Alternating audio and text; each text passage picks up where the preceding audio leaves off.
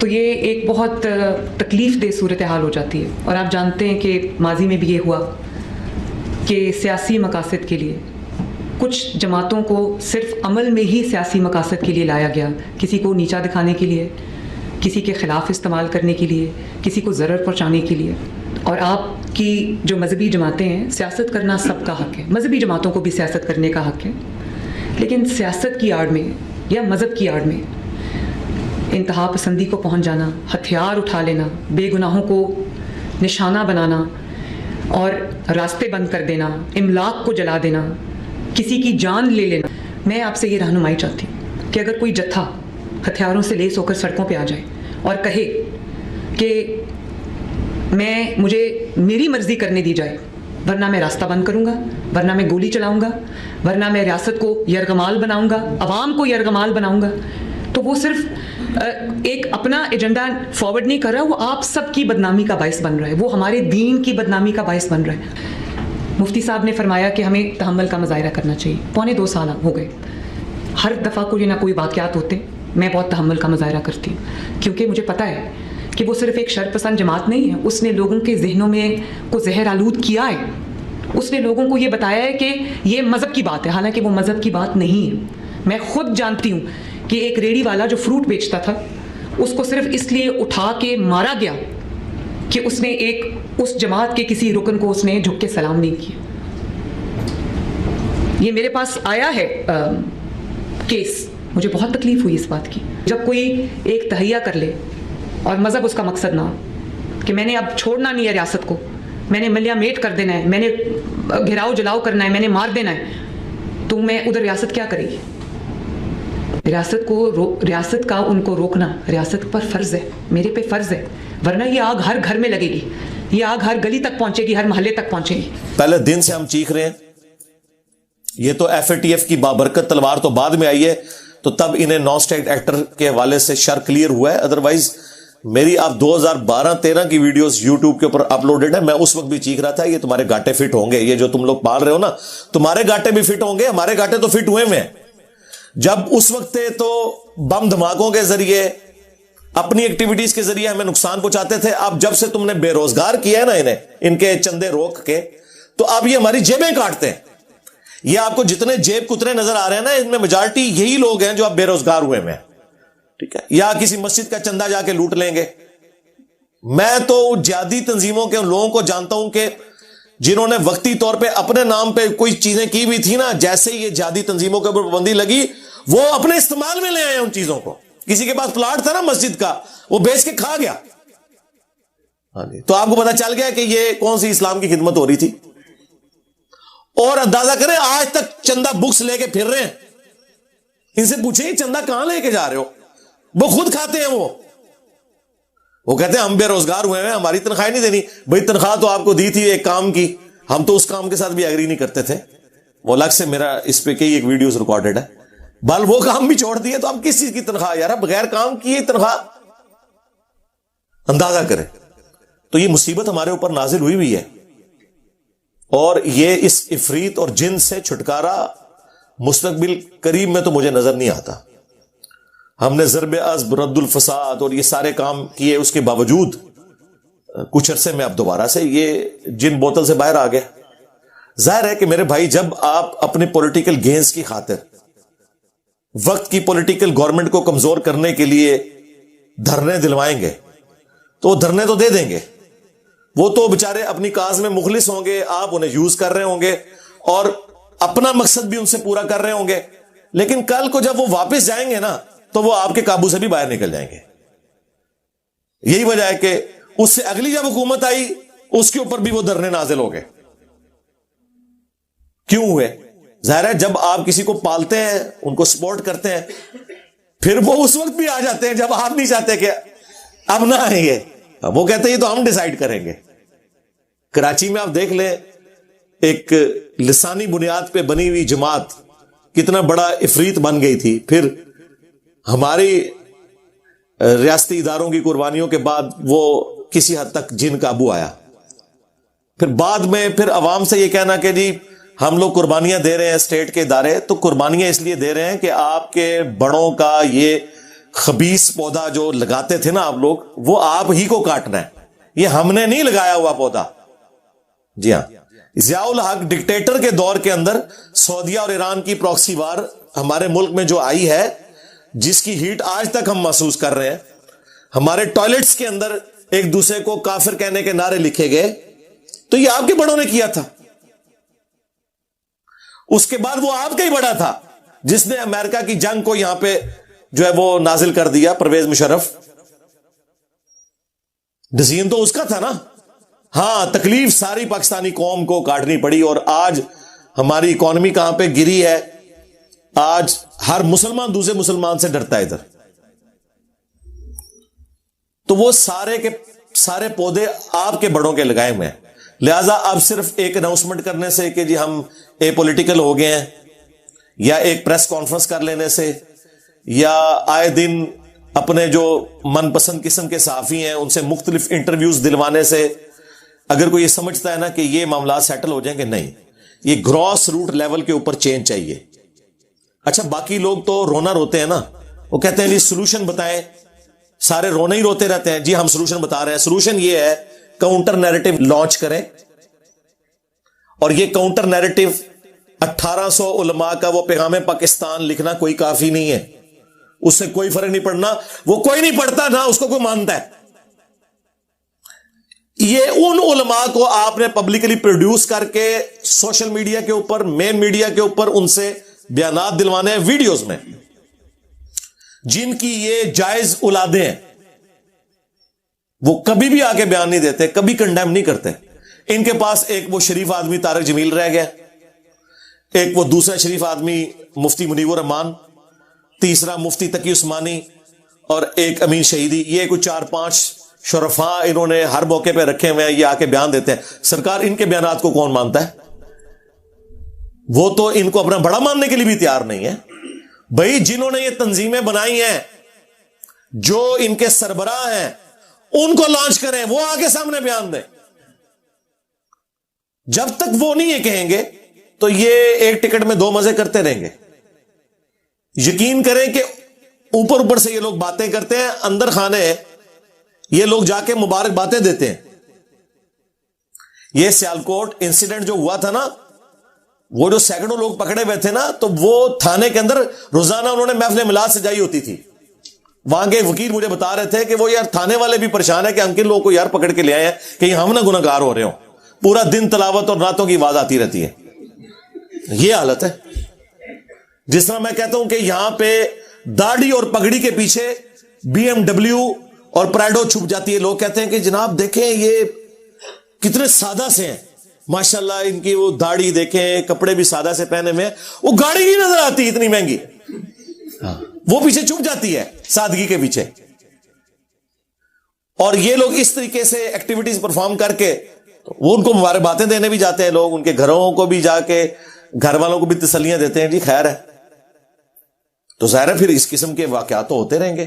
لوگ قانون ہاتھ میں لیں گے. جو پسا ہوا طبقہ ہے, جو دنیا میں بھی ناکام ہے, تو وہ کہتا ہے چلو مرنے سے پہلے کسی کو جنت میں پہنچا کے میں تو اپنی جنت پکی کروں نا. زندگی کوئی نیکی کا کام نہیں کیتا. یقین کریں ہماری لائف سٹوری میں ایک بھائی پنڈی سے آئے, وہ کہتے ہیں کہ مجھے میرے والد صاحب اپنے پیر صاحب کے پاس لے گئے, جن کا میں بھی مرید تھا. تو میں نے بڑے احترام کے دائرے میں ان سے کہا کہ یہ جو ہم نماز پڑھتے ہیں یہ کہاں لکھی ہوئی ہے, کیونکہ میں نے تو بخاری مسلم میں جو نماز کا طریقہ پڑھا ہے وہ تو رکوع میں جاتے وقت اور رکوع سے اٹھتے وقت رفع الیدین کے ساتھ ہے, جبکہ ہمارے علماء نے تو ہمیں یہ سکھایا ہے کہ بغلوں میں بت رکھ کے آتے تھے. اندازہ کریں اس کمیونٹی میں جہاں سیدنا علی, سیدنا حمزہ, سیدنا عمر جیسے اللہ کے شعر موجود ہیں, جی منافقین بت رکھ کے آتے تھے. کہانی دیکھو کتنی بڑی کڑی ہے انہوں نے. تو یہ کہاں پہ لکھا ہوا ہے؟ اور کہتے ہیں کہ میں نے بڑے احترام سے دھیمی آواز میں بات کی. اور سرکار یہ تو ہمیں ویسے مشورے دیتے ہیں نا کہ آپ دھیمی آواز میں بات کریں, دھیمی یا اونچی آواز سے آپ بات کریں, جب آپ ان کی دم پہ پاؤں رکھیں گے تو ان کی چیخیں آسمانوں کو جاتی ہیں. یہ نیچرل ہے. تسی کر کے دیکھ لو, اسی تے کر کے دنیا چینج لے آ کے دس دیتی ہے. تسی ذرا دھیمی آواز نہ لے کے آؤ, میڑ میڑ کر رہے دنیا چینج نہیں آئی. چینج آئی ہے ساڈی وجہ نال نا, میرے نبی سا ہے ہی کوئی نہیں. تیرے بابے تھے, شے ہی کوئی نہیں. دیکھو نا, یہ چینج اسی سے آئی ہے. لوگ سیریس لیتے ہیں, کوئی گل کر رہا ہے. تو وہ کہتے ہیں میں نے بڑے احترام سے بات کی تو 3-4 مرید کھڑے ہو گئے, انہوں نے کہا اسی اور تے کوئی نیکی دا کام نہیں کیتا, پر تنو مار کے اسی جنت ٹوٹ جانا ہے. سامنے کہہ رہے ہیں کہ ہم نے اور تو کوئی نیکی کا کام نہیں کیا لیکن تجھے مار کے. وہ کہتے ہیں یار میں حیران ہو گیا کہ میں نے نہ ان کے ساتھ کوئی بدتمیزی کی, میں نے تو کوسچن کی ہے. تو لیکن سرکار کوسچن ہی تو ان کے لیے گالی ہے, ان کی موت ہے. ہم نے تو آج تک نہیں کیا کہ یہ آپ نے پرچی لکھ کے کیوں بھیجی ہے. میں نے آج تک ہزاروں پرچیاں پڑھی ہیں, میں نے کبھی یہ نہیں کہا کہ یہ کس فرقے والے نے سوال لکھا, کیوں لکھا, کیوں بھائی ہم جواب دینے کے لیے بیٹھے ہوئے ہیں. ہاں یہ ہو سکتا ہے کہ سوال سمجھ نہ آئے تو میں پوچھ لوں کہ بھئی یہ کیا لکھا ہے آپ نے, لیکن ان سے آپ سوال کریں تو آپ اندازہ کریں تو اس گھٹن کے ماحول کے اندر کوئی عالم دین تیار نہیں ہوتا بات کرنے کے لیے. کوئی مذہبی پیشوا جو واقعی انہیں لیڈ کر رہا ہے وہ تیار نہیں ہوتا, کیونکہ اسے خطرہ ہے کہ مجھے بھی یہ شہید کر کے جنت کما لیں گے. دیکھ لیں, تو یہ میں بیسیکلی سمجھتا ہوں اسٹیٹ کا فیلئر ہے. اسٹیٹ سے مراد وہ تمام ریاستی ادارے جن کی غلط پالیسیز کی ہیٹ پوری یہ قوم 22 کروڑ 23 کروڑ کی بھگت رہی ہے, اور پتہ نہیں کتنا عرصہ ہم نے اور بھگتنا ہے. ہاں جب کبھی ایک واقعہ ہوتا ہے تو اچانک آپ کو عدلیہ بھی حرکت میں نظر آئے گی اور کیسز بن جائیں گے, FIR درج ہو جائے گی. الٹیمیٹلی کبھی میڈیا میں وہ ٹاپک ڈسکس ہی نہیں ہوتا. اور بھائی اس طرح کے ٹاپکس بار بار میڈیا میں ڈسکس ہونا چاہیے کہ اب یہ جو واقعات اس طرح کے وقتاً فوقتاً نکلتے ہیں, اس کے بغیر بھی جو پرانے واقعات تھے اس کی پروسیڈنگ بتائیں عوام کو کہ کیا نکلا اس میں سے. ایک دفعہ نہیں, بار بار بتائیں کہ اتنے لوگ جیل میں, اور جیل میں جا کے کیمرے میں دکھائیں کہ وہ جو ذلت کاٹ رہے ہیں نا ان کے انٹرویوز دکھائیں کہ انہیں پتا چلے کہ یہ انجام ہوتا ہے اس کا. قیدیوں کے صرف انٹرویوز آ جائے نا, میں کہتا ہوں دنیا سے کرائم ختم ہو جائے.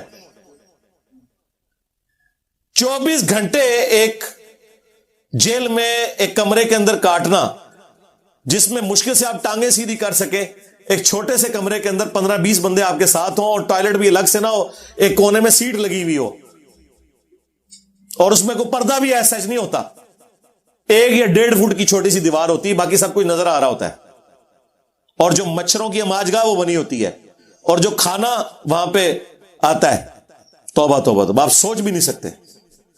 وہ آپ کبھی وہاں پہ جا کے فزیکلی دیکھیں تو آپ کو اندازہ ہو جائے کہ ایک دن رات کاٹنا. اور پھر آج کے دور میں جب آپ انٹرنیٹ کے بغیر آپ کی سانس نہیں صحیح طریقے سے بحال ہوتی, تو وہ کچھ تو وہاں پہ نہیں ہوگا. اس لیے دیکھ رہے ہیں نا آپ, جو کل تک دھمکیاں لگاتے تھے, جو بھی نکلتا ہے جیل سے کیسے رو رہا ہے. ایک تو ہمارے جیلم کے ہیں جن کو ہم بڑا فخریہ سمجھتے تھے, بڑے دلیر ہیں. میں اکثر کہتا تھا یار یہ بندہ نظریاتی کہاں سے ہو گیا ہے, یہ کہاں ڈیموکریٹک ویلیوز کی بات کر رہے ہیں. ہمیشہ یہ لوگ ڈکٹیٹرز کی گود میں بیٹھتے ہیں, آج انہیں ڈیموکریسی اور ٹرو ڈیموکریٹک ویلیوز یاد آ گئی ہیں کہ بیٹھے بٹھائے ان کے اوپر کس طریقے سے کوئی اثرات ہو گئے ہیں. تو وہ آپ کو نظر آ گیا, روتے ہوئے نکلتے ہیں. 2-3 دن نہیں یہ لوگ کاٹ سکتے, اور آپ دیکھ لیں ان کی حالت کیا ہوئی ہے. اور اندر جو حالت ہے وہ چھوڑ دیں, وہ اندر والوں سے آپ پوچھیں کہ وہاں یہ کتنا پیٹ سے ڈال کے بیٹھے ہوئے ہوتے ہیں, باہر نکل کے جو مرضی بات کریں, لیکن وہ آپ کے سامنے ہے. تو یہ باتیں ہم جس وقت کرتے تھے اس وقت تو اسٹیٹ کی پالیسی یہ نہیں تھی. اسٹیٹ کی پالیسی تو 2015 میں جب پہلی دفعہ DG ISPR نے آ کے تو پبلکلی نان اسٹیٹ ایکٹرز کے خلاف بولنا شروع کیا, اور پھر آہستہ آہستہ, اس وقت بھی خیر ڈبل گیم ہی یہ چل رہی تھی ان کی.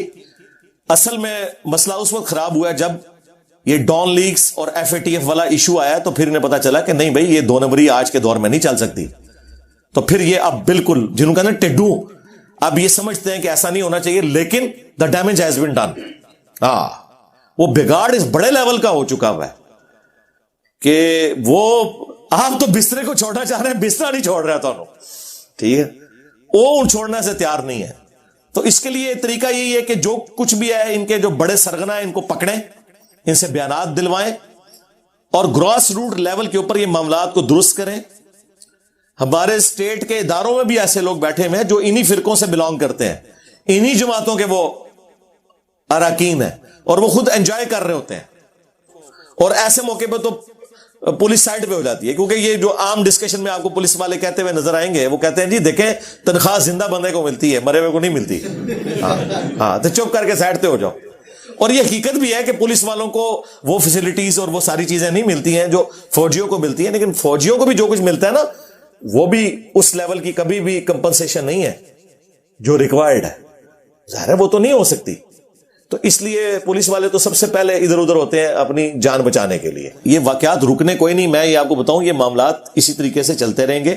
پاکستان میں توہین مذہب کا الزام لگا کے لوگ اپنی ذاتی دشمنیاں بھی نبھا لیتے ہیں.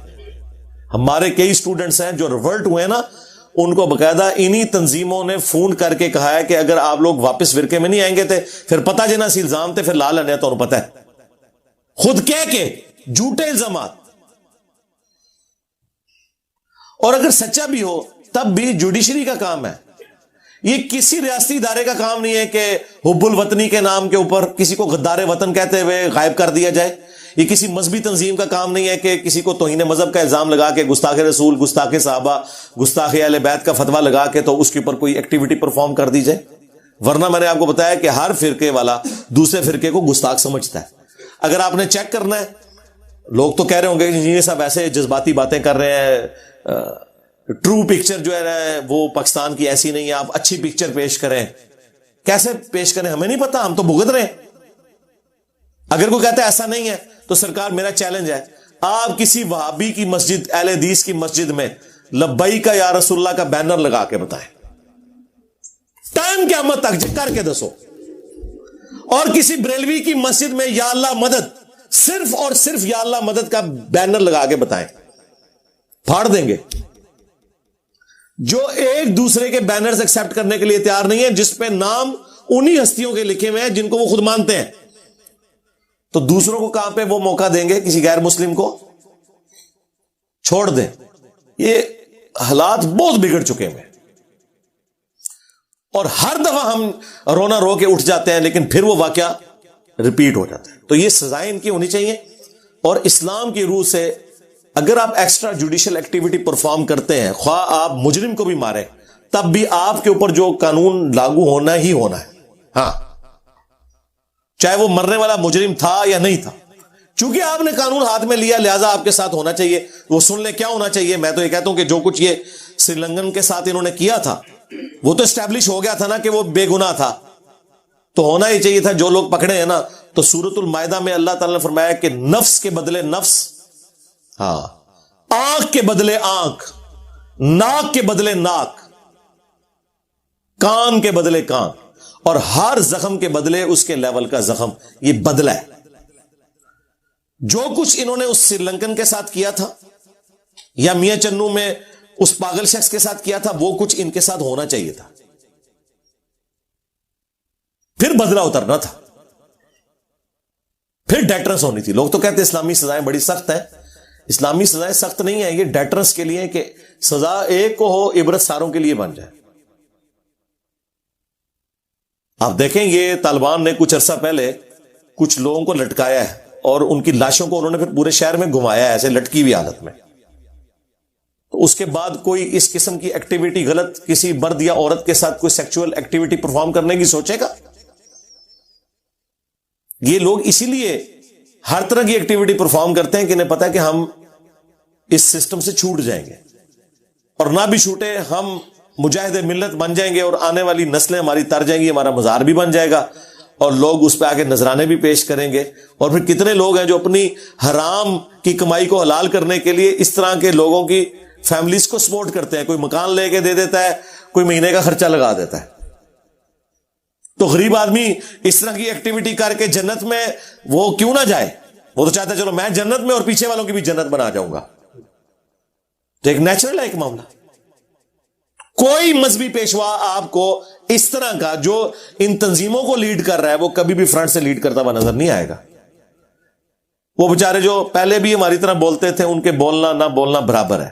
وہ خود وکٹم ہے اس پورے سسٹم کے. ان سے بیانات دلوانے سے کچھ نہیں ہونا. تو اب بھی موقع ہے ہم اپنا قبلہ درست کریں اور ان کو قرار واقعی سزا دیں. ادروائز میں آپ کو بتاؤں یہ معاملات بگڑتے جائیں گے اور اس کے آگے کوئی باندھ نہیں سکے گا. اب بھی دیکھیں ہر بندہ ڈرتا ہے بات کرتے ہوئے. کوئی بندہ آ کے یعنی کوئی ایک جملہ لکھتے ہوئے بھی ڈرتا ہے کہ یار کہیں میرے اوپر الزام نہ لگ جائے. تو مجھے بتائیں, جس قوم کی حالت ہو کہ آپ اصلاح کے لیے کوئی جملہ لکھیں, کوئی ویڈیو اپلوڈ کر دیں تو الٹا وہ اس کو چھوڑ کے آپ کے پیچھے پڑ جائیں, تو اس قوم کی پستی کا آپ اندازہ اسی سے لگا لیں. اسی لیے میں اپنے بھائیوں کو, اپنے دوستوں کو کہتا ہوں کہ یار آپ لوگ اس لیول پہ نہ اتریں, میں ہوں نہ چلتی پھرتی 302. ہاں میں تو اپنا آپ پیش کیا ہوا ہے, ہاں اللہ کے فضل سے. میری ویڈیو شیئر کروائیں, ہاں جنہوں مسئلہ ہے نا میرے نال مسئلہ ہوئے, ٹھیک ہے نا, میں تو تیار ہاں کہ میں تھوڑے نال سنگ پھسایا ہوا ہے اللہ کے فضل نال. لیکن جو علماء ہیں جو چندے بٹور رہے ہیں, پھر حکومتی امن کمیٹیوں میں جا کے کھانے بھی کھاتے ہیں, ان سے تو حکومت کا کام ہے نا کہ ان سے بیان دلوائے, وہ تو اس سسٹم کے بینیفیشری ہیں نا. ادروائز ٹھیک ہے ان کے مدرسے, ان کے چندہ بکس بین کی جائے, انہیں نان اسٹیٹ ایکٹر ڈکلیئر کیا جائے. ورنہ دیکھ لیں گورو نے تو آپ کے اوپر FATF کی تلوار لٹکا دی ہے. اب آپ GSP پلس جو سٹیٹس ہے وہ آپ کا وہ دیکھ لیں, وہ سسپینڈڈ پوزیشن میں کھڑا ہوا ہے. اور یہاں کہتے ہیں نہیں کوئی فرق نہیں پہنتا جی, اگر آپ سے قرضہ مانگیں گے تو کوئی مسئلہ نہیں, انہوں کو آیا جے گوری. یہ لیول ہے ان لوگوں کا. ابھی تنخواہوں کے لالے پڑے ہوئے ہیں, لوگ کہتے ہیں تنخواہیں نہ ملی. جی آج سرکاری ملازمین کی تنخواہیں بند ہو جائے نا, فوج کی اور باقی اداروں کی, تو جب ان کے پاس تنخواہ نہیں ہوگی, مارکیٹ میں آ کے کون سیل پرچیز کا کام کرے گا؟ یہ مارکیٹ میں جو کاروباری لوگ ہیں ان کا کاروبار بھی ختم ہو جائے گا. ایک پورے کا پورا ایک سرکل جڑا ہوا ہے نا اس کے ساتھ. اس لیے ان معاملات کو سیریس لیں. دنیا میں کوئی بھی ہماری کسی بات پہ یقین کرنے کے لیے تیار نہیں ہے, صرف ہمارے غلط رویوں کی وجہ سے. یہ اپنی اصلاح کرنی ہے, اور یہ میں پیغام ان تمام اپنے بڑوں کو دیتا ہوں کہ جنہیں بڑا بننے کا شوق ہے لیکن انہیں پتہ نہیں ہے کہ اس کی اکاؤنٹیبلٹی ہونی ہے. بخاری مسلم دونوں میں حدیث ہے, تم میں سے ہر شخص نگہبان ہے اور اس سے اس کی رعیت کے بارے میں پوچھا جائے گا. اور پھر نبی اسلام نے ایلبریٹ کیا اسی حدیث میں, ایک حاکم سے رعایا کے بارے میں پوچھا جائے گا, ایک مرد سے اس کے بیوی بچوں کے بارے میں پوچھا جائے گا, ایک بیوی سے اس کے مرد کی اولاد اور مال کے بارے میں پوچھا جائے گا. اور بخاری مسلم میں یہاں تک حدیث ہے کہ اگر کوئی شخص کہیں کا حکمران ہے اور وہاں پہ وہ انصاف نہیں کرتا تو جنت کی خوشبو بھی نہیں پائے گا. استغفر اللہ. یہاں پہ لوگوں کو بڑا شوق ہے وزیر اعظم بننے کا, ہاں جی, آرمی چیف بننے کا, چیف جسٹس بننے کا, لیکن پتہ نہیں کہ اس کے ساتھ چیزیں کیا جڑی ہوئی ہیں. جو جتنی بڑی پوسٹ پہ پہنچ گیا اس کی آخرت اتنی بڑی سٹیک پہ لگ گئی. ہاں اگر انصاف کرے تو وہ بخاری مسلم میں حدیث ہے, نبی اسلام نے فرمایا کہ 7 لوگوں کو اللہ کے عرش کا سایہ نصیب ہوگا جس دن کوئی اور سایہ نہیں ہوگا قیامت کے دن. ان میں سے پہلا شخص عادل حکمران ہے. لیکن یہ بڑا مشکل کام ہے. ہمارے حکمرانوں کی حالت آپ کے سامنے ہے. آج بھی ہماری خبروں میں پولیٹیکل لیڈرز ایک دوسرے کے بارے میں بیان دے رہے ہوتے ہیں, ملک کی کسی کو کوئی فکر نہیں لگی ہوئی ہے, اپنا اپنا ایجنڈا سب نے سیٹ کیا ہوا ہے. تو ہم دعائی کر سکتے ہیں اللہ تعالیٰ اس ملک کے حال کے اوپر رحم فرمائے, پورے عالم اسلام پر رحم فرمائے, اندرونی اور بیرونی خطرات سے محفوظ فرمائے. صلو علی محمد و آل محمد, اللہم صلی علی محمد وعلی آل محمد واصحاب محمد وازواج محمد اجمعین الی یوم الدین, آمین.